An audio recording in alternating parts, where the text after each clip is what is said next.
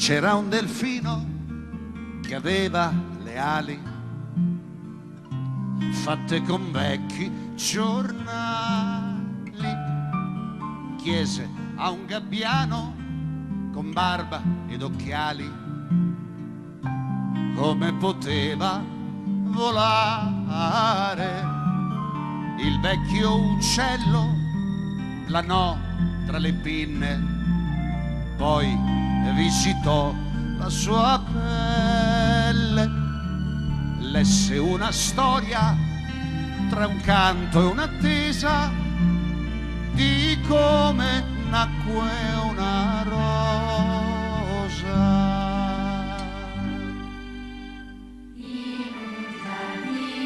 In un giardino che il tempo ignorò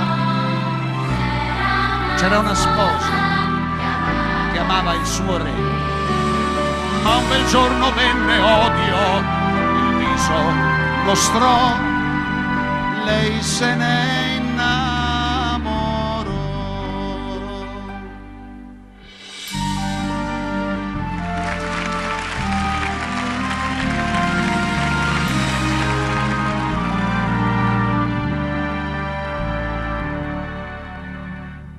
Così l'amore col seme di guerra si rotolò sulla terra mentre bruciavano boschi e castelli. Si combatté tra fratelli.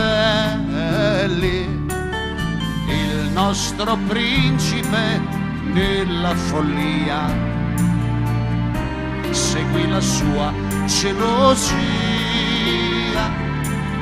prese la spada che cadde confusa nel cuore della sua sposa.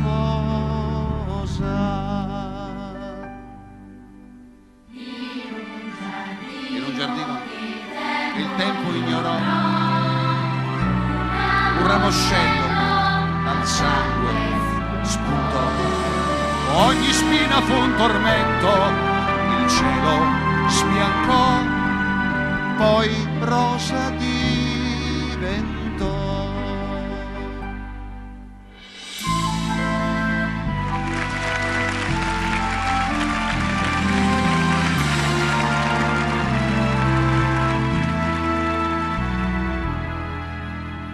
Prima che l'uomo distrugga ogni cosa,